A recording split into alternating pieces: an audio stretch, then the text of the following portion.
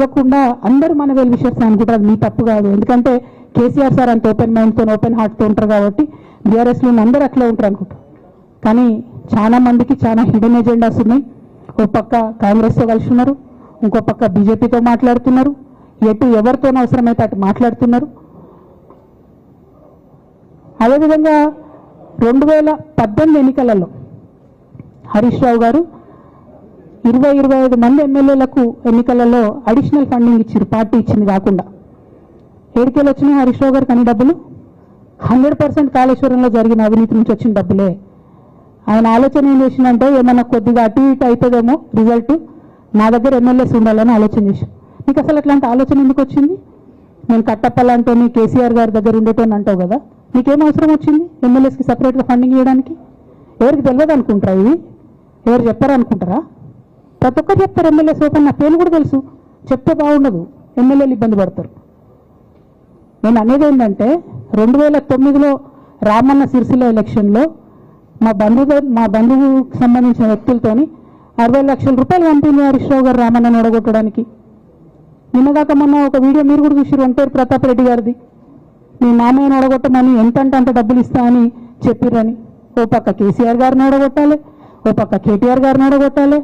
నిజామాబాద్లో మా ఎంపీ సెగ్మెంట్లో అందరు ఎమ్మెల్యేలను మేనేజ్ చేయాలి. అందరిని మన కేసీఆర్ కుటుంబాన్ని ఓడగొట్టాలి, విచ్ఛిన్నం చేయాలి. కానీ కేసీఆర్ గారి పేరుతో వచ్చేటటువంటి బెనిఫిట్స్ మాత్రం అన్నీ కావాలి. మరి ఇటువంటి వారిని నా రిక్వెస్ట్ కేసీఆర్ గారితో కేటీఆర్ గారితో, వారిని మీ పక్కన పెట్టుకొని నిజం మాట్లాడే నన్ను బయటకు పంపితే మరి పార్టీ బాగుంటుందా? దయచేసి ఆలోచన చేసుకోండి. నేనేమంటున్నా రామన్న మిమ్మల్ని అంటే, నా మీద మీకు కోపం ఉండొచ్చు, నా మీద ఏముందో ఎవరేం చెప్పారో నాకు తెలియదు. నేను మాత్రం నా ప్రాణం పోయినా కేసీఆర్ గారికి హాని జరగాలని కానీ కేటీఆర్ గారికి హాని జరగాలని కానీ కోరుకోను. అది నా నైజం కాదు. ఆడపిల్లలకు అట్లుండదు. ఆడపిల్లలు ఇల్లు బాగుండాలనుకుంటారు. నా మనసుకి ఎంత గాయం అయితే, నాకెన్ని అవమానాలు అయితే, నాకెంత ఇన్సల్ట్ అయితే, నా మీద ఎన్ని కుట్రలు జరిగితే నేను ఇట్లా మాట్లాడుతున్నది నా బాధ, ఇది నా ఆవేదన. నాన్న చూస్తలేరేంది వీళ్ళని అన్నది ఆవేదన, చూసుకుంటే క్షమిస్తారేంది, ఇంకెన్నిసార్లు క్షమిస్తారు అన్నది నా బాధ. అంతే తప్ప నాకేం కోపం ఉంటుంది? ఎందుకు కోపం ఉంటుంది? నాకు ఎంత ఎన్ని జన్మల పుణ్యం ఉంటే కేసీఆర్ లాంటి తండ్రి దొరుకుతాడు? కోట్లలో ఒకరికి ఉండేటటువంటి తండ్రి నాకు దొరికిండు. ఆయన లేకపోతే నేనెవరు ప్రపంచానికి తెలుస్తుందా? నాకెందుకు అవసరం ఉంటుంది? నాకేం కోపం ఉంటుంది కేసీఆర్ గారి మీద? నాకు టీఆర్ఎస్ పార్టీ మీద ఎందుకు కోపం ఉంటుంది? నాకు 27 సంవత్సరాలు ఉన్నప్పుడు నేను నా కొడుకుని చిన్న పిల్లగాన్ని పసిగుడ్డుని ఎత్తుకొని ఇక్కడికి వస్తే ఆ రోజు నుంచి ఈ రోజు వరకు నేను రోడ్డు మీదనే ఉన్నా, ఉద్యమాలే చేస్తున్నా, పోరాటాలే చేస్తున్నా, తెలంగాణ ప్రజల కోసం పనిచేస్తున్నా. 2014 నుంచి అధికారంలో ఉన్నప్పుడు కూడా నా ఇంటి దర్వాజాలు ఎప్పుడు తెలిసే ఉన్నాయి. ఇక్కడున్న మీడియా మిత్రులందరికీ తెలుసు. అధికారంలో ఉన్నా లేకున్నా నేను ఇట్లనే ఉన్నా. అధికారంలో ఉన్నప్పుడు నన్ను ఏమి సాగనేయకుండా నన్ను ప్రతిపక్ష ఎమ్మెల్యేని చూసినట్టు, ప్రతిపక్ష ఎంపీని చూసినట్టు చూసినా నేను ఇట్లనే ఉన్నా, ఓపెన్ మైండ్తోనే ఉన్నా. నేను కోరేది ఒకటే, కేసీఆర్ గారి ఆరోగ్యాన్ని కాపాడండి రామన్న, పార్టీని కాపాడండి, పార్టీలో ఉన్న కార్యకర్తలను కాపాడండి, అందరు బాగుండేలాగా ప్రజా సమస్యలు తీసుకోండి. నాకు అంతకుమించి కావాల్సింది ఏం లేదు.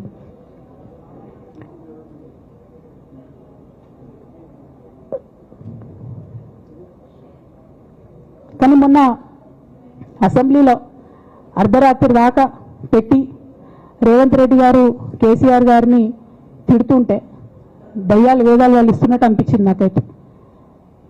దానికి ఈయన హీరోలాగా ఎదుర్కొన్నాడు. ఈయన 6 అడుగుల బుల్లెట్ అని పార్టీ అంతా ట్వీట్ చేస్తే, మరి 6 అడుగుల బుల్లెట్ ఎవరికి గాయం చేస్తుంది? ఎండ్ ఆఫ్ ద డే ఇవాళ అయితే నన్ను గాయపరిచింది, రేపు రామన్నను గాయపరుస్తారో కేసీఆర్ని గాయపరుస్తారో. జాగ్రత్తగా ఉండండి రామన్న, నేను చెప్పేది ఏం లేదు. జాగ్రత్తగా ఉండండి, కేర్ఫుల్గా ఉండండి. అట్ ద సేమ్ టైం ఈ హరీష్ రావు గారి కారణంగా గమ్మత్ ఏముంటుందంటే, ఒకసారి హంపీకి పోతారు వీళ్ళందరూ, మీ అందరికీ తెలుసు ఆ స్టోరీ. హంపీకి పోయి పాటలు పాడుకుంటారు, మొత్తము చాలా మంది కలిసి కేసీఆర్ గారిని చాలా అవమానకరంగా మాట్లాడతారు, ఒక పార్టీని వెనుపోటు పడదామని డిజైన్ చేశారు. ఇదంతా వీరికి తెలుసు, హరీష్ రావు గారికి తెలుసు. నేను ఆ రోజు సాక్ష్యం ఉన్న హరీష్ అని వచ్చి లిటరల్లీ రామన్న చేతులు పట్టుకొని, అరే మామయ్యకి చెప్పురా, సింక్ ఆర్ సేల్, నేను మామయ్యతోనే ఉంటా అని చెప్పి అక్కడ మాట్లాడుకున్న వాళ్ళందరూ పెద్దసారి దగ్గర అవుట్ చేసింది. ఆ తర్వాత పర్యవసానంలో ఈటల రాజేంద్ర అన్న బయటికి వెళ్ళడం.